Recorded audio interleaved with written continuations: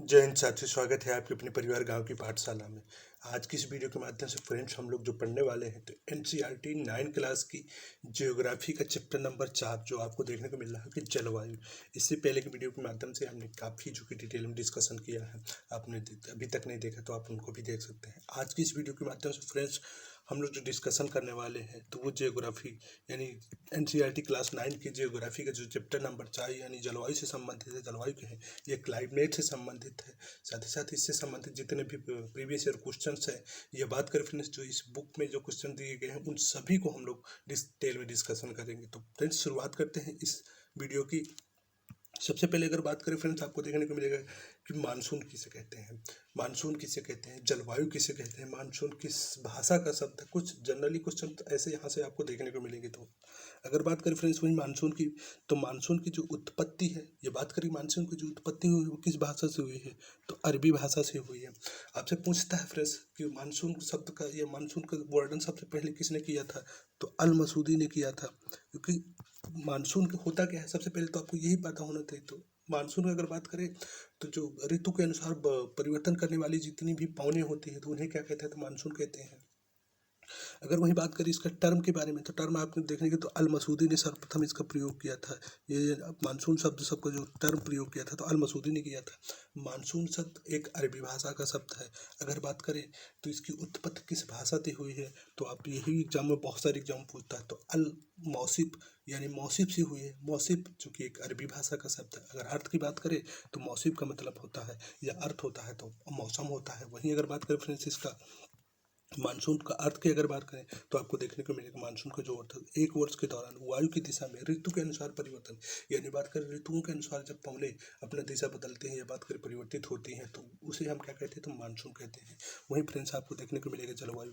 क्योंकि दूसरा जो टर्म आपको देखने को मिलेगा जलवायु, तो जलवायु किसे कहते हैं, जैसे कि मानसून यानी दिन प्रतिदिन घटित होने वाली मौसम की औसत दशाओं को हम क्या कहते हैं, तो मानसून कहते हैं। यानी प्रतिदिन या प्रति घंटा, या बात करें कि कुछ घंटों में या कुछ आप दिनों में आपको देखने को मिलेगा जो मानसून परिवर्तन होता है तो उसे हम क्या कहते हैं, यानी उसकी औसत दशाओं, या बात करें कि वातावरणीय औसत दशाओं को हम लोग क्या कहते हैं, तो मानसून कहते हैं। वहीं अगर बात करें फ्रेंड्स जलवायु के बारे में, तो जलवायु आपको देखने को मिलेगा कि एक विशाल क्षेत्र में लंबे समय अवधि, यानी एक विशाल क्षेत्र में लंबे समय अवधि बात करें जैसे कि 30 वर्ष से अधिक मौसम की अवस्थाओं या विविधताओं, ये जो मौसम में हो रहा है विशेष परिवर्तन को हम लोग क्या कहते हैं, तो जलवायु कहते हैं। या बात करें फ्रेंड्स आपको देखने को मिलेगा कि एक विशाल क्षेत्र में एक लंबे समय अवधि में, यानी एक लंबे समय अवधि में जो आपको देखने को मिलेगा मौसम की औसत दशाओं यानी कि परिवर्तन हो रहा है तो उसे हम क्या कहते हैं, तो उसको हम जलवायु कहते हैं। फ्रेंड्स अगर बात करें वहीं आपसे क्वेश्चन पूछता है कि मानसून और जलवायु के तत्व कौन से हैं, तो आपको बहुत सारी एग्जामों में देखने को मिलेगा। मानसून तथा जलवायु के हम तत्वों की बात करें तो आपको देखने को मिलेगा तत्वों में, जिसमें तापमान, वायुमंडल, दाब, पवन, आर्द्रता, वर्षण, ये क्या है, तो ये सभी जो कि फ्रेंड्स आपको देखने को एक ही है। साथ ही साथ बात करें तथा मौसम और जलवायु के ये तत्व हैं, तो आपसे बहुत सारी एग्जामों फ्रेंड्स आपसे पूछेगा कि जलवायु और मौसम के तत्व कौन कौन से हैं। तो आप नोट करना चाहें तो नोट सकते हैं। जो तापमान है, वहीं बात करें वायुमंडलीय दाब, वायुमंडलीय मंडलीय दाब, अगर बात करें वहीं आपको फिर देखने के लिए पवन, साथ ही साथ आर्द्रता, आर्द्रता, और आपको देखने को मिलेगा जो फ्रेंड्स तो वर्षण, ये सभी क्या है, तो ये आपसे क्वेश्चन पूछता है कि जलवायु के तत्व कौन कौन से हैं, तो आप बता सकते हैं तापमान, वायुमंडलीय दाब, पवन और वर्षण, ये सब क्या है जलवायु तथा मौसम के। फ्रेंड्स अगर बात करें तो ये लोग ये क्या है, ये सब तत्व हैं।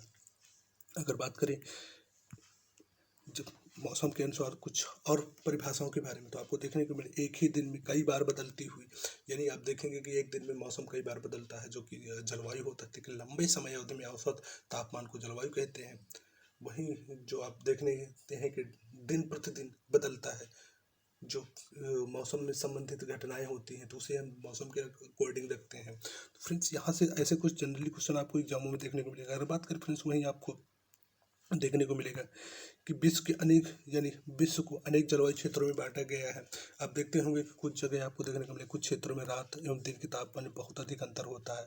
थार के मरुस्थल में दिन का तापमान अगर बात करें तो आपको देखने को मिलेगा 50 डिग्री सेंटीग्रेड तक हो जा सकता है, जबकि उसी रात को यह नीचे यानी जैसे ही आप नीचे की तरफ आए हैं गिर के जंगलों में या बात करेंगे गिर की पहाड़ी में, तो आपको देखने को मिलेगा 15 सेंटीग्रेड तक पहुँच जाता है या पहुँचता है।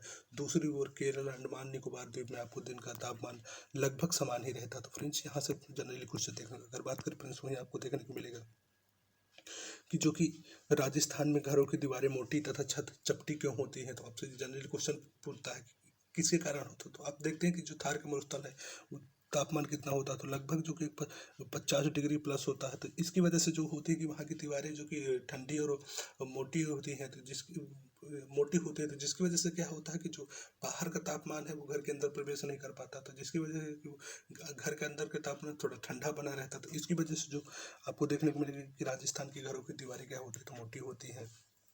वहीं बात करें तराई क्षेत्र तथा गोवा मैंगलोर में ढाल ढाल वाली छतें क्यों होती हैं। तो जनरल क्वेश्चन आपसे बहुत सारे एग्जाम में पूछता है, सबसे ज़्यादा अगर पूछता है तो आपसे यही पूछता है कि राजस्थान की घरों की दीवारें मोटी क्यों होती हैं, साथ ही साथ जो छतें होती हैं वो चपटी क्यों होती हैं।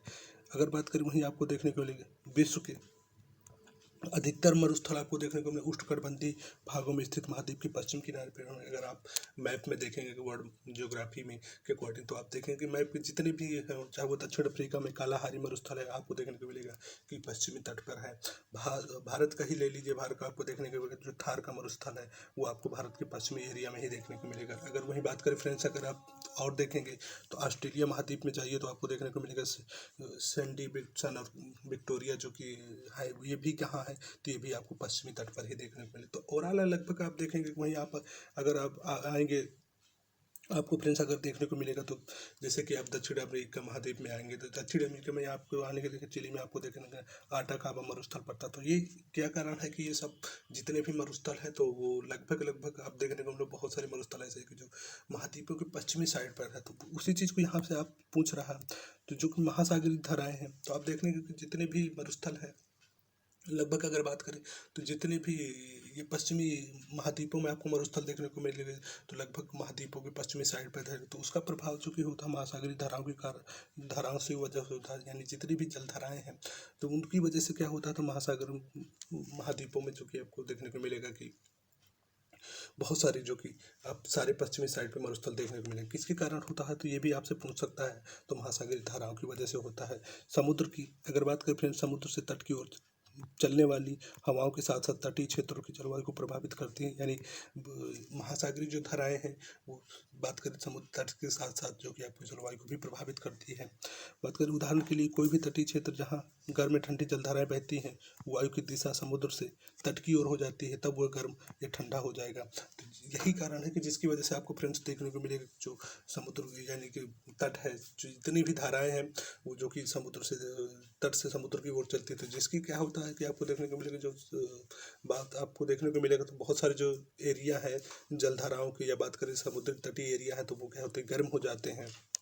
अगर बात करें वहीं फ्रेंड्स आपको देखने को मिलेगा कि जलवायु को नियंत्रित करने वाले कारक कौन कौन से हैं। तो आपको जलवायु को नियंत्रित करने वाले कारक आपसे पूछता है जलवायु को नियंत्रित करने वाले कहें, या फिर आपको देखने को मिलेगा कि मौसम को नियंत्रित करने वाले कारक कौन कौन से हैं। तो आपको देखने को मिलेगा अक्षांश, तुंगता कहें या ऊंचाई, वायु दाब, पवन तंत्र या समुद्र से दूरी, महासागरीय धाराएं या उच्चावच, ये क्या है, तो जलवायु की तथा ये बात कर प्रभावित करने वाले जलवायु और मौसम को प्रभावित करने वाले कारक भी आपसे बहुत सारे एग्जाम में पूछेगा। तो कौन से हैं, तो आप लिखना चाहे तो लिख सकते हैं। उनमें क्या है, अक्षांश हो गया, तुंगता या ऊंचाई हो गई, वायु दाब, पवन तंत्र, समुद्र से दूरी यानी उस स्थान की समुद्र से दूरी कितनी है, महासागरीय धाराएं, उच्चावच, ये सब प्रमुख क्या है, तो आपको देखने को मिलेगा फ्रेंड्स। आपको ये बात करें तो जलवायु के हैं या मौसम को प्रभावित करने वाले कारक हैं। अगर बात करें वहीं फ्रेंड्स आपको देखने को मिलेगा कि भारत की जलवायु को प्रभावित करने वाले कारक कौन से हैं, तो आपको देखने को मिलेगा अक्षांश, ऊंचाई, ये कुछ प्रमुख कारण है, साथ ही साथ और भी कारण है। लेकिन आप देखेंगे अक्षांश कारण में तो आपको देखने को मिलेगा, जैसे भारत का आप मैप ड्रॉ करेंगे तो आपको देखने को मिलेगा कि जो भारत की लगभग मध्य से कर्क रेखा होकर गुजरती है। आप सभी जानते हो कि कर्क रेखा जो भारत को दो भागों में बांटती है। एक नीचे वाला जो आपको एरिया देखने को मिलेगा तो उष्णकटिबंधीय एरिया कहलाता है, उष्ण कटिबंधीय कटिबंधीय एरिया कहलाते हैं। वहीं ऊपरी भाग आप देखेंगे तो शीतोष्ण कटिबंधीय क्षेत्र कहलाता है। यहाँ अधिक गर्मी भी पड़ती है, साथ ही साथ अधिक सर्दी भी पड़ती है। आप इन चीज़ों को बेसिकली जानते होंगे। तो आपको जो कर्क रेखा है, अगर बात करें कर्क रेखा तो आप सभी जानते होंगे लगभग 8 राज्यों से होकर जाती है, जिनमें गुजरात, राजस्थान, मध्य प्रदेश, छत्तीसगढ़, साथ ही साथ आप झारखंड और पश्चिम बंगाल, बात करें त्रिपुरा, मिजोरम, ये कुछ प्रमुख राज्य हैं जहाँ से होकर के कर्क रेखा जाती है। तो आप इस चीज़ को भी आप फ्रेंड्स याद कर लिए होंगे। अगर बात करते हैं तो यही पूछता है अक्षांश, तो कर्क रेखा भारत को लगभग 2 भागों में बांटती है। ऊपरी भाग को शीतोष्णकटिबंधीय क्षेत्र कहलाता है, निचला भाग उष्णकटिबंधीय क्षेत्र कहलाता है। तो फ्रेंड्स आपको देखने को मिलेगी कर्क वृत्त देश के मध्य भाग पश्चिम कच्छ के रण से लेकर के पूर्व में मिजोरम से होकर गुजरती है। देश का लगभग आधा भाग कर्क वृत्त के दक्षिण में स्थित है, यानी आधा भाग अभी हमने बताया कि भारत कर्क वृत्त के जो कि दक्षिण में स्थित है। आधा भाग जो आपको देखने को मिलेगा फ्रेंड्स, तो आपको देखने को मिलेगा तो कर्क रेखा के उत्तर में स्थित है। उत्तर वाला भाग जो क्या कहलाता है, तो शीतोष्ण कटिबंधीय कहलाता है। दक्षिण वाला भाग जो आपको देखने को मिलेगा तो उष्णकटिबंधीय क्षेत्र कहलाता है। उष्णकटिबंधीय आपको देखने को मिलेगा कि जो दक्षिणी एरिया में सबसे ज़्यादा गर्मी पड़ती है। वहीं आपको देखने को मिलेगा ऊपरी भाग जो कि है शीतोष्ण में, यहाँ गर्मी भी ज़्यादा पड़ती है। साथ ही साथ बात करें तो आपको देखने को मिलेगा कि यहाँ सर्दी भी अधिक पड़ती है। अगर बात करें फ्रेंड्स ऊंचाई के बारे में, क्योंकि ऊंचाई भी भारत की जलवायु को प्रभावित करता है, तो ऊंचाई आप देखेंगे कि फ्रेंड्स आपको देखने को मिलेगा कि भारत में उत्तर हिमालय पर्वत है। इसकी औसत ऊंचाई लगभग आप देखेंगे कि आपको देखने को मिलेगा जो 6000 मीटर, जो NCERT के अकॉर्डिंग डेटा दिया है तो उसमें 6000 मीटर बताया गया है। भारत का तटीय क्षेत्र भी विशाल है। आपको देखना था, हमने आपको जब पढ़ाया था तो अब भारत को तटीय क्षेत्रों में 9 भागों में बांट करके हमने अध्ययन किया था। काठियावाड़ तट, कोंकण तट, कनारी तट, साथ ही साथ मालाबार का तट, अगर वहीं बात करें कोरोमंडल और उत्तरी सरकार, उत्कल तट, ये कुछ तटीय भागों को में बांट करके हमने इन सबका अध्ययन किया था। हमने पिछले वीडियो अगर देखे होंगे तो उन सभी को हमने बहुत डिटेल में डिस्कशन किया है। अगर बात करें जहाँ अधिकतम ऊंचाई लगभग कितना है, तो आपको 30 मीटर देखने को मिलेगी। बात करें विशाल हिमालय मध्य एशिया से आने वाली ठंडी धाराओं को भारतीय महाद्वीप में प्रवेश करने से रोकती है। तो आप सभी जानते हैं कि भारतीय महाद्वीप के जो उत्तरी भाग में आपको देखने को मिलेगा हिमालय पर्वत है, जिसकी साइबेरियन से जो आने वाली ठंडी हवा है उनको क्या करता है, तो हिमालय पर्वत रोक देता है। तो जिसकी वजह से क्या होता है कि आपको बहुत सारे इफेक्ट हैं। तो पर्वतों के कारण इस क्षेत्र में मध्य एशिया में तुलना में ठंड कम पड़ती है। यानी मध्य एशिया आप देखेंगे कि जैसे कि अगर बात करें आपको देखने को साइबेरिया हो गया, तो साइबेरिया वाली एरिया में जितनी ठंडी पड़ती है उसकी अपेक्षा करता आप देखेंगे कि भारत में ठंड कम पड़ती है। अगर बात करें वहीं पर फ्रेंड्स तीसरा जो कि कारण है भारत की जलवायु को प्रभावित करने वाले में से, तो वायुदाब एवं पवनें हैं। भारत में जलवायु तथा संबंधित मौसमी अवस्थाएं निम्नलिखित वायुमंडलीय अवस्थाओं से संचालित होती हैं। तो वायुदाब एवं धरातली पवनें, ऊपरी वायु परिसंचरण तथा पश्चिमी चक्रवाती विक्षोभ या उष्ण चक्रवाती विक्षोभ, यही फ्रेंड्स आपको पूछ सकता है। वहीं आपसे पूछता फ्रेंड्स कैरियोलिस बल, कैरियोलिस बल किसे कहते हैं, बहुत सारे एग्जामों में आपसे पूछता है कैरियोलिस बल किसे कहते हैं, फेरल का नियम क्या कहलाता है, ये जनरली आपको क्वेश्चन देखने को मिलेगा। तो बात करेंगे कैरियोलिस के बल, तो पृथ्वी के घूर्णन के कारण उत्पन्न आभासी बल को कैरियोलिस बल कहते हैं। यानी पृथ्वी जब घूर्णन करती है तो आप उसमें एक आभासी बल उत्पन्न होता है, इसको हम क्या कहते हैं, कैरियोलिस बल कहते हैं। इस बल के कारण ही उत्तरी गोलार्ध में जो पवनें चलती हैं वो दाहिनी ओर चलती हैं।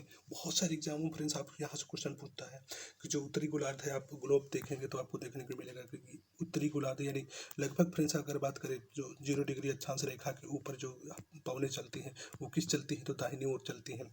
अगर वहीं बात करें फ्रेंड्स आपको देखने को मिलेगा कि 23.5 डिग्री 0 डिग्री से लेकर 23.5 डिग्री की अक्षांशों के मध्य जो पवनें चलती हैं तो वो किस तरफ चलती हैं, तो बाईं ओर चलती हैं। तो ये जनरली क्वेश्चन आपको देखने को मिलता है। तो इसी को हम लोग जो कि आपको देखने को मिलेगा तो कैरियोलिस बल के कारण होती है। उत्तरी गोलार्ध में दाहिनी ओर, दक्षिणी गोलार्ध की बात करें तो बाईं ओर जो कि विक्षेपित हो जाती है। तो इसे हम फेरल का नियम भी कहते हैं। साथ ही साथ इसमें जो जिस बल के कारण होता है तो कैरियोलिस के बल के कारण। तो ये भी आप इस चीज़ को नोट कर लीजिए कि यहाँ से क्वेश्चन आपको जनरली एग्जामों में देखने को मिलेगा कि किस बल के कारण उत्तरी गोलार्ध में पवनें जो कि दाहिनी ओर प्रवाहित होती हैं, वहीं किस बल के कारण आपको देखने को मिलेगा कि दक्षिणी गोलार्ध में जो बाईं ओर प्रवाहित होती हैं। तो इस नियम की अगर बात करें तो फेरल का नियम है, बल की बात करें तो कैरियोलिस बल है। इस चीज़ को भी आप नोट कर लीजिएगा। तो बहुत सारे एग्जामों में यहाँ से क्वेश्चन आपको पूछता है। अगर बात करें फ्रेंड्स वहीं जेठ धाराओं के बारे में, तो जेठ धाराएं जो आपको देखने को मिलेगी लगभग 27 डिग्री से लेकर के 30 डिग्री उत्तरी अक्षांशों के बीच स्थित होती हैं, इसलिए इन्हें उपोष्ण कटिबंधीय पश्चिमी जेट धाराएं कहा जाता है। भारत में ये जेट धाराएं ग्रीष्म ऋतु को छोड़कर पूरे हिमालय के क्षेत्र में आपको देखने को मिलेगी। अगर बात करें फ्रेंड्स आपको देखने की जेट धारा, ये एक सक्रिय पट्टी में स्थित क्षोभमंडल में अत्यधिक ऊंचाई लगभग 12,000 मीटर से अधिक वाली पश्चिमी हवाएं होती हैं, जिनकी गति के बारे में आपसे पूछ सकता है कि जो जेट धाराएं हैं उनकी औसत गति कितनी होती है, प्रति घंटा कितनी होती है। तो आपको देखने को मिलेगा गर्मी के मौसम में जो आपको देखने को मिलेंगे लगभग 110 किलोमीटर प्रति घंटा, एवं वहीं सर्दी में आप देखेंगे तो आपको फ्रेंड्स देखने को मिलेगा कि 184 किलोमीटर प्रति घंटा की रफ्तार से चलते हैं। तो आपसे ये पूछ सकता है कि जो गर्मियों में जेट धाराओं की औसत या बात करते हुए जो चाल कितनी है, तो लगभग 110 किलोमीटर प्रति घंटा होती है। सर्दियों में 184 किलोमीटर प्रति घंटा। बहुत सी अलग अलग जेट धाराएं पहचाना जाता है, जिसमें स्थिर मध्य अक्षांशीय उपोष्णकटिबंधीय जेट धाराएं हैं। तो ये क्वेश्चन आपको जनरली यहाँ से पूछ सकता है। अगर बात करें फ्रेंड्स वहीं पश्चिमी विक्षोभ के बारे में, तो आपसे ये भी पूछता था चक्रवाती या पश्चिमी विक्षोभ।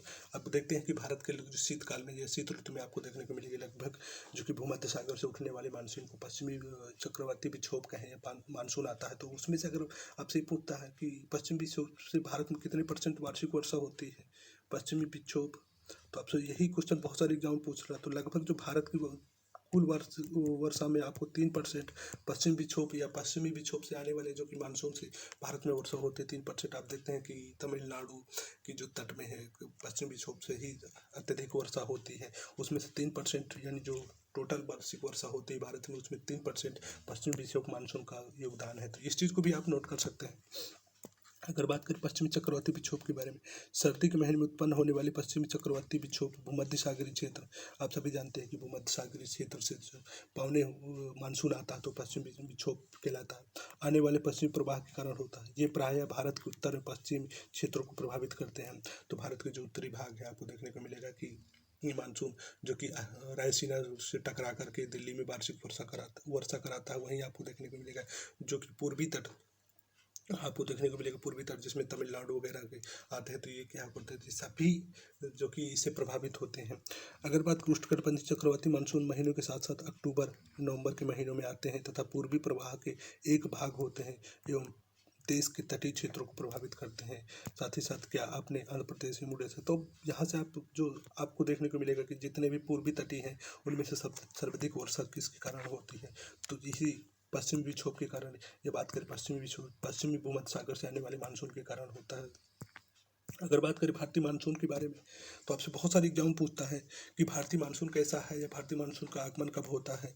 तो ये क्वेश्चन आपको जनरली एग्जामों में देखने को मिलेगा। तो भारतीय मानसून की अगर बात करें तो आपको देखने को मिलेगा कि बहुत सारे एग्जाम पूछता है कि मानसून भारत का मानसून का प्रभाव उष्णकटिबंधीय क्षेत्रों से लगभग आपको देखने को मिलेगा 20 डिग्री उत्तर एवं 20 डिग्री दक्षिण के बीच रहता है। यानी भारत का जो मानसून का प्रभाव उष्णकटिबंधीय लगभग कितना है, तो आपसे क्वेश्चन पूछता है तो 20 डिग्री उत्तर एवं 20 डिग्री आपको देखने को मिलेगा, इसमें तो दक्षिण के बीच रहता है। तो इस चीज़ को भी आप नोट कर लीजिएगा।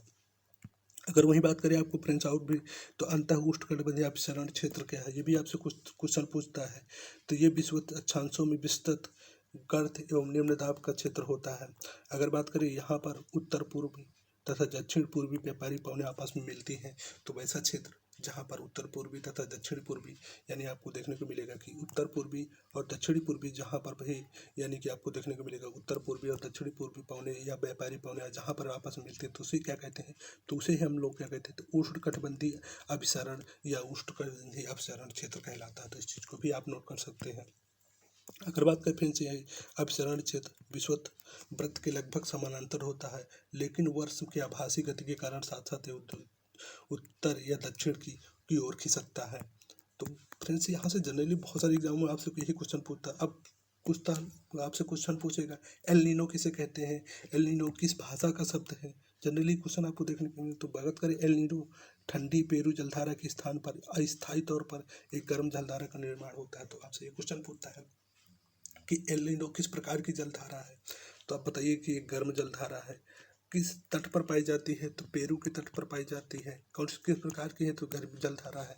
इसका विकास एल नीनो का नाम एल नीनो का दिया गया है। एल नीनो एक स्पेनिश शब्द है। बात करें इसके शब्द किस प्रकार का है, स्पेनिश शब्द है जिसका अर्थ होता है बच्चा या फिर बात करें बेबी क्राइस्ट को व्यक्त करता है, क्योंकि यह धारा क्रिसमस के समय बहना शुरू करती है। तो एल नीनो की उपस्थिति समुद्र की सतह के तापमान को बढ़ा देती है साथ, तथा इस क्षेत्र में व्यापारिक पवनों को शिथिलता कर देती है। अब बात करते हैं मानसून का आगमन, यानी भारत में जो मानसून का आगमन किस टाइम पे होता है, ये आपसे क्वेश्चन जनरली पूछता है, बहुत सारे एग्जाम में पूछेगा। तो आपको देखने को मिलेगा जो भारत का मानसून का समानता है, अगर बात करें तो जून के प्रथम सप्ताह यह मानसून भारतीय प्रायद्वीप के दक्षिणी छोर से प्रवेश करता है। तो आपको देखने को मिलेगा कि जून के प्रथम सप्ताह या 1 जून को आपको देखने को मिलेगा कि भारत के जो पश्चिमी क्षेत्र है, जहाँ से आपको देखने को मालाबार तट, क्योंकि बहुत सारे एग्जाम प्रवेश आपसे क्वेश्चन पूछता है कि भारत का मानसून कहाँ से प्रवेश करता है। तो केरल के मालाबार तट से 1 जून को प्रवेश करता है। तो इस चीज़ को भी आप नोट कर लीजिए कि भारत का मानसून जो कि प्रथम सप्ताह का है, ये जून के प्रथम सप्ताह बात करें या 1 जून को, जो कि आपको देखने को मिलेगा कि भारत के मालाबार तट यानी केरल के मालाबार तट से प्रवेश करता है। अगर बात करें फ्रेंड्स, वहीं आपको देखने को मिलेगा कि दक्षिण पश्चिम मानसून जो है कि 2 शाखाओं में बांटता है। तो दक्षिण पश्चिम शाखाएं है, तो दक्षिण पश्चिम शाखाएं जो आपको देखने को मिलेगा 2 भागों में बढ़ जाता है, जिनमें से एक भाग देखने को मिलेगा अरब सागरी की शाखा अरब। इस चीज़ को भी आप कोशिश कीजिएगा कि नोट कर लीजिए, यहाँ से पूछेगा आपसे। तो अरब सागरी शाखा, वहीं आप दूसरा जो आपको देखेंगे दक्षिण पश्चिम मानसून, तो एक बंगाल की खाड़ी से उठने वाला मानसून। तो इस चीज़ को भी आप नोट कर लीजिए। इसकी अरब यानी दक्षिण पश्चिम मानसून है 2 शाखाओं में बढ़ जाता है, जिसमें एक शाखा होती है अरब सागर शाखा। अरब सागर शाखा आपको देखने के लिए 1 जून को जो कि मालाबार तट से जो शाखा टकराती है, तो अरब सागरी शाखा है। इसमें आपको देखेंगे कि अरब सागरी शाखा था जो कि नर्मदा, साथ ही साथ बात गुजरात में वर्षा कराती है। ये इस शाखा के राजस्थान में वर्षा नहीं होता, क्योंकि आप देखते हैं कि राजस्थान में जो कि अरावली पर्वत है, तो अरावली पर्वत जो कि है क्या होता है कि आपको देखने को मिलेगा कि अरब शाखा जाती है, तो अरब सागरी शाखा के जो कि समानांतर पड़ता है। तो जिसकी वजह से क्या होता है, यहाँ से वार्षिक वर्षा नहीं कराती, वहीं जब ये जाकर दिल्ली के रायसीना पहाड़ी से टकराती है, तो जाकर के दिल्ली के आसपास के एरिया में वर्षा कराती है। तो इस चीज़ को भी आप कोशिश कीजिएगा, नोट कर लीजिएगा। अगर वहीं बात करें बंगाल की खाड़ी से उठने वाले मानसून, जो दक्षिण पश्चिम मानसून का दूसरी शाखा आपको देखने को मिला, अरब सागरी और बंगाल की खाड़ी शाखा। तो बंगाल की खाड़ी से जो दूसरी शाखा जाती है, तो आपको देखने को मिलेगा कि ये जाकर के सोमेश्वर राजमहल, यानी आप बिहार में देखेंगे कि सोमेश्वर की पहाड़ी, साथ ही साथ आपको झारखंड में देखने को मिलेगा तो जो राजमहल की पहाड़ी, इनसे जाकर के टकराते हैं। तो जिनकी क्या होता है, कुछ भाग जो आपको देखने को मिले इसका, तो गारो खासो और जयंतिया की पहाड़ियों से टकरा करके जो कि मेघालय में मासिन राम में सर्वाधिक वर्षा कराती है। वहीं बात करें बिहार में वर्षा कराती है, कौन सी शाखा कराती है, तो ये क्वेश्चन आपसे पूछ सकता है। तो जो बंगाल की खाड़ी से उठने वाला यानी दक्षिण पश्चिम मानसून की जो आपको देखने को मिलेगा जो दूसरी शाखा बंगाल की खाड़ी शाखा, तो वो जाकर के बिहार, साथ ही साथ अगर बात करें तो मेघालय मासिन राम में वार्षिक वर्षा कराती है। तो ये चीज़ को भी आप नोट करना चाहे तो नोट कर सकते हैं। अगर बात करें वहीं ऋतुओं के बारे में, आपसे क्वेश्चन पूछता है कि ऋतुएं कितनी प्रकार की होती हैं। तो जनरली अगर भारत में देखा जाए तो आपको 4 प्रकार की ऋतुएं देखने को मिलेंगी। तो अगर बात करें मुख्यतः भारत में मुख्यतः आपको 4 प्रकार की ऋतुओं को पहचाना जा सकता है, ये बात करते हैं। उनमें शीत ऋतु, ग्रीष्म ऋतु, साथ ही साथ आपको देखने को, तो ये चीज़ कुछ आपको देखने को मिलेगा। अगर बात करें शीत ऋतु के बारे में, शीत ऋतु तो भारत की शीत ऋतु नवंबर से प्रारंभ होकर के फरवरी तक से रहता है। अगर वहीं बात करें आपको देखने को मिलेगा कि फ्रेंड्स आपको देखने को मिलेगा नेक्स्ट जो आपको ग्रीष्म ऋतु की बात करें तो जनरली आप देखते होंगे बहुत सारे एग्जाम में आप तो मार्च से मई तक का जो समय होता है वो ग्रीष्म ऋतु के अंतर, यानी जनरली आपको यही देखने को। बाकी चीज़ ये है कि बहुत सारी इसमें बुक्स में बहुत सारी चीज़ें दी हुई थी कि दिन का टेम्परेचर कितना होता है। अगर बात करें जैसे ग्रीष्म ऋतु में आपको देखने को मिलेगा कि जो लू चलती है, जो एक बात करें कि कई बार आपको एग्जाम में पूछता है कि उत्तरी मैदानी भागों में जो कि ग्रीष्म ऋतु में चलने वाली पवनों को किस नाम से जाना जाता है, तो आप बता सकते हैं कि लू कहलाती है। वहीं यही शाखा जो कि आगे बात करें तो बैसाख के महीने में होने के कारण पश्चिम बंगाल में इसको काल बैसाखी के नाम से जाना जाता है। अलग अलग जगह पे इसके अलग नाम से जाना जाता है, जैसे कहीं इसको बोडोरो चिल्ला के नाम से जाना जाता है। अगर बात करें वहीं कर्नाटक केरल में तो पूर्व मानसूनी वर्षा होती है, यानी मानसून से प्री मानसून वर्षा जो होती है, तो उसको आप बात करें तो इसको आम्र वर्षा के नाम से जाना जाता है। आसाम में देखेंगे तो इसको चाय बागानों के लिए एक अच्छी मानी जाती है, तो जिसकी वजह से इसको बोडोरो चिल्ला के नाम से जाना जाता है। तो इसको अलग अलग नामों से जाना जाता है। पश्चिम बंगाल में काल बैसाखी, कर्नाटक और आपको केरल में देखने को मिलेगा तो आम्र वर्षा के नाम से जाना जाता है। असम में आप देखेंगे तो असम में इसको बोडोरो चिल्ला के नाम से जाना जाता है। तो इस चीज़ को भी नोट कर लीजिएगा, कोशिश कीजिएगा। अगर बात करें वर्षा ऋतु या मानसून का आगमन, तो ग्रीष्म ऋतु की बात का आपको देखने को मिलेगा जो जून के प्रारंभ में ही वर्षा ऋतु को आगमन। अभी हमने इस चीज़ को बताया था कि जो बरसात की शुरुआत है भारत पश्चिम दक्षिण पश्चिमांचल जो कि मालाबार के केरल के मालाबार तट से जो कि 1 जून को टकराता है, और टकरा करके वो जा करके दिल्ली यानी कि रायसीना पहाड़ी से टकराता है, जैसे कि वो दिल्ली के आसपास के एरिया में फिर जा करके वर्षा कराता है। वहीं जो बंगाल की खाड़ी से उठने वाला मानसून है सोमेश्वर पहाड़ी, राजमहल पहाड़ी और गारो खासी जयंती से टकरा करके कि मासिन राम, और बात करें तो बिहार और साथ ही साथ आपको झारखंड में वर्षा देखने को मिलेगी। अगर बात करें फ्रेंड्स कुछ और प्रमुख कारण, तो अगर मानसून की वापसी की बात करें तो आपको देखने को मिलेगा मानसून जनरल जो आपको देखने को मिलेगा कि किस महीने में भारत के मानसून को वापसी होता है। तो आपको देखने को अक्टूबर नवंबर के दौरान दक्षिण की तरफ सूर्य की आभासी गति के कारण मानसून गर्त या निम्न दाब वाला गर्त उत्तरी मैदानों पर शिथिल हो जाता है, यानी जो लगभग मानसून जो कि गमन हो जाता है। जब बात करके मानसून की वापसी होती है तो अक्टूबर नवंबर के के दौरान दक्षिण की तरफ सूर्य और आभासी गति के कारण मानसून गर्त या निम्न दाब वाला क्षेत्र गर्त उत्तरी मैदानों से शिथिल हो जाता है। धीरे धीरे उच्च दाब प्रणाली अपना इसका स्थान ले लेती है, दक्षिण पश्चिम मानसून शिथिल हो जाता है। तो जनरल क्वेश्चन ये पूछता है, कब पूछता है, तो अक्टूबर नवंबर का महीना होता है जब वर्षा और ऋतु से शीत ऋतु में परिवर्तन का काल कहलाता है। अगर बात करें फ्रेंड्स वहीं सबसे ज़्यादा आपसे ये क्वेश्चन पूछता है कि विश्व में सर्वाधिक वर्षा किस स्थान पर होती है, तो मासिन राम में होती है। अगर बात करें मासिन राम कहाँ पाया जाता है, तो मेघालय राज्य में स्थित है। गारो खासी जयंतिया की जो कि तटीय क्षेत्र में आपको देखने को मिलेगा, तो क्या है, तो मेघालय में स्थित है। कौन सा, मासिन राम। बात करें मासिन राम किसके लिए प्रसिद्ध है, तो ये भी आपसे क्वेश्चन पूछता है। तो स्टेलेमाइट साथ ही साथ स्टेलेक्टाइट गुफाओं के लिए भी प्रसिद्ध है। तो यानी ये भी आपको क्वेश्चन देखने को मिलेगा। अगर बात करते हैं कुछ और प्रमुख यहाँ से संबंधित जो आपको देखने को मिलेगा फैक्ट्स, बहुत सारे एग्जाम यहाँ से फैक्ट जो कि देखने को मिलेंगे। तो वर्षा का वितरण तो आपको देखने को मिलेगा कहीं कहीं वार्षिक वर्षा पश्चिमी तट के भागों एवं उत्तर पूर्वी भाग के अलग अलग लगभग 400 सेंटीमीटर वार्षिक वर्षा होती है, किंतु पश्चिमी राजस्थान एवं उससे सटे पंजाब हरियाणा गुजरात में जो लगभग 60 सेंटीमीटर से वार्षिक कम से भी कम होते हैं। तो आपको देखने को मिलेगा जो कि मासिन राम बात करें 200 सेंटीमीटर 250 सेंटीमीटर से अधिक वार्षिक वर्षा होती है, लगभग एक अंदाजे के अकॉर्डिंग आप देखेंगे। वहीं आप देखेंगे कि लद्दाख एरिया में, लद्दाख कहें या लेह में आपको देखने को मिलेगी जो वार्षिक वर्षा होती है, तो वहाँ लगभग 9.25 सेंटीमीटर से भी कम वार्षिक वर्षा होती है। तो इस चीज़ को भी नोट कर लिया। आपसे पूछता कई बार कि लेह में या लद्दाख में वार्षिक वर्षा कितनी होती है, तो 9.25 सेंटीमीटर यानी 9.25 सेंटीमीटर से भी कम होती है। अब वहीं आपको देखने को मिलेगा जिनमें राजस्थान यानी पश्चिमी राजस्थान साथ ही साथ उसे सटे पंजाब हरियाणा राज्यों में भी 60 सेंटीमीटर से भी कम वार्षिक वर्षा होती है। कहीं कहीं जो पश्चिमी तटीय हैं उनमें आपको देखने को मिलेगा 400 सेंटीमीटर से अधिक वार्षिक वर्षा होती है। तो ये क्वेश्चन भी आपसे पूछा जा सकता है। अगर बात करें वहीं आपको देखने को मिलेगा टोटल जो भारतीय मानसून है, तो वो तीन जैसे कि दक्षिण पश्चिम मानसून है, दक्षिण पश्चिम मानसून 2 भागों में बैठा, अरब सागर बंगाल की खाड़ी। तो आपको देखेंगे दक्षिण पश्चिम मानसून से कुल वर्षा कितनी होती है, आपसे क्वेश्चन पूछता है। तो आप लिखना चाहे तो ये लिख लीजिए फैक्ट्स है, क्योंकि बहुत सारे एग्जाम में ये क्वेश्चन पूछता है। तो 80% जो भारत की कुल वार्षिक वर्षा होती है उसमें से 80% जो कि दक्षिण पश्चिम मानसून से होती है, उत्तर पूर्वी मानसून से भी भारत में वर्षा होती है। तो वो कितनी परसेंट होती है आपसे ये भी पूछता है। तो लगभग 17% कहें या 17% जो आपको देखने को मिलेगी तो उत्तर पूर्वी मानसून से होती है।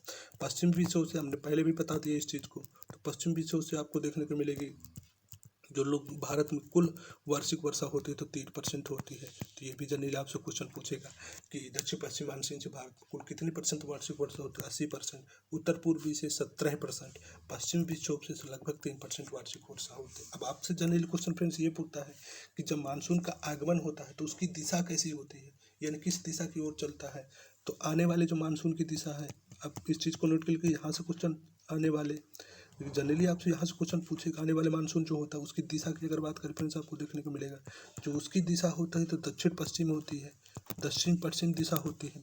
अगर वहीं वापसी वाले मानसून की अभी जैसे कि हमने पढ़ा वापसी करते हुए मानसून की दिशा कैसी होती है तो आपको देखने को उत्तर पूर्व होती है, उत्तर पूरब होती है। तो इस चीज़ को भी नोट कर लीजिए क्योंकि लौटते समय मानसून की दिशा पूछता है, या बात करें वापसी समय या लौटते समय मानसून की जो दिशा आपसे पूछेगा तो उसकी कैसी दिशा होती है तो उत्तर पूरब की ओर होती है। आते समय यह बात करें कि जब आने वाले मानसून की दिशा कैसी होती है तो दक्षिण पश्चिम में। तो कोशिश कीजिएगा इन चीज़ों को भी नोट कर लीजिएगा। वहीं भारत का सर्वाधिक या विश्व का सर्वाधिक जो वर्षा होती है तो मासिन राम में होती है, सबसे कम कहाँ होती है तो लेह में होती है। तो इन चीज़ों को भी नोट कर लीजिएगा। अगर बात करें फ्रेंड्स कुछ और पॉइंट्स के बारे में तो जैसे कि आप देखने को मिल रहा है कि बहुत सारे आप एग्जामों आपसे एक क्वेश्चन पूछता है कि जो मानसून एकता का परिचारक एकता का परिचायक है तो आपको देखने को मिलेगा कि इसके हिमालय अत्यंत ठंडी पौने भूमध्य सागरी की रक्षा करती है। तो आप जो हिमालय है पर्वत आप देखने को उत्तर में तो उसे जहाँ साइबेरिया से आने वाली जो ठंडी हवाओं से तो इनकी रक्षा जो कौन करता है तो आपको देखने को मिलेगा हिमालय की वजह से होता है। इसके बावजूद या इसके अतिरिक्त या इसके कारण ही आपको देखने को मिला अपेक्षा उच्च अक्षांशों के बावजूद उत्तरी भारत में निरंतर ऊंचा तापमान बना रहता है। इसी प्रकार प्रायद्वीपीय पठार में तीन ओर से समुद्र के प्रवाह के कारण ना तो अधिक गर्मी पड़ती है और ना ही अधिक सर्दी पड़ती है। तो जनरली ये क्वेश्चन आपको देखने को मिल जाएगा। अगर बात करते हैं आप यहाँ से संबंधित जो इस चैप्टर में आपको क्वेश्चन दिए गए हैं उन क्वेश्चन को भी हम लोग डिस्कशन कर लेते हैं। तो जनरली आपसे क्वेश्चन पूछेगा कि किस स्थान पर विश्व में सर्वाधिक वार्षिक वर्षा होती है। तो अभी हमने बताया था कि मासिन राम में विश्व की सर्वाधिक वार्षिक वर्षा होती है जहां 250 सेंटीमीटर से भी अधिक वार्षिक वर्षा होती है। तो इस चीज़ को भी आप नोट कर लीजिएगा। अगर बात करते हैं फ्रेंड्स ग्रीष्म ऋतु में उत्तरी मैदानों में बहने वाली पवनों को निम्नलिखित में से किस नाम से जाना जाता है। तो उत्तरी मैदान में जो पवन बहती है उसको आप देखते हैं कि लू के नाम से जाना जाता है। काल बैसाखी अगर हमने बताया कि जो प्री मानसून वार्षिक वर्षा या पूर्व मानसून वर्षा होती है उसको काल बैसाखी पश्चिम बंगाल में जाना जाता है। यानी मई जून के महीने में जो मानसून के आगमन से पहले मई में जो वर्षा होती है उसे आप देखेंगे पश्चिम बंगाल काल बैसाखी। अगर वहीं बात करें फ्रेंड्स आपको देखने को मिलेगा कि कर्नाटक केरल में इसको आम्र वर्षा के नाम से जाना जाता है। केरल में आपको देखेंगे कि इसको बोडोरी चिल्ला के नाम से भी जाना जाता है। तो ये असम में आपको इसको बोडोरी चिल्ला के नाम से जाना जाता है। तो ये भी चीज़ें आपसे पूछता है। वहीं आपको देखने को मिलेगा नेक्स्ट क्वेश्चन आपको देखने जैसे कि भारत के उत्तर पश्चिम भाग में शीत ऋतु में होने वाली वार्षिक वर्षा जो भारत के उत्तर पश्चिम भाग में तो कैसे पश्चिम विक्षोभ से होती है। भूमध्य सागरीय जो मानसून आता है तो वो किसके पश्चिम विक्षोभ लगभग 3% जो वार्षिक वर्षा होती है उसमें 3% योगदान शीत या पश्चिम विक्षोभ से जो होने वाली वार्षिक वर्षा से होती है। अगर बात करें भारत के मानसून का आगमन तो आप सभी जानते हैं तो जून के प्रारंभ में हो जाता है। जून के प्रारंभ के या 1 जून को जो कि दक्षिण अरब सागर से उठने वाला मानसून या बात करें दक्षिण पश्चिम मानसून भारत के मालाबार तट या केरल के मालाबार तट से टकरा करके जो कि केरल के आसपास एरिया में वार्षिक वर्षा कराता है।